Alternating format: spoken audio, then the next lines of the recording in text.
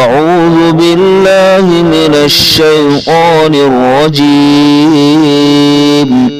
بسم الله الرحمن الرحيم. أرأيت الذي يكذب بالدين فذلك الذي يدع اليتيم ولا يحض على طعام المسكين فويل للمصلين الذين هم عن صلاتهم ساهون الذين هم يراءون ويمنعون الماعون.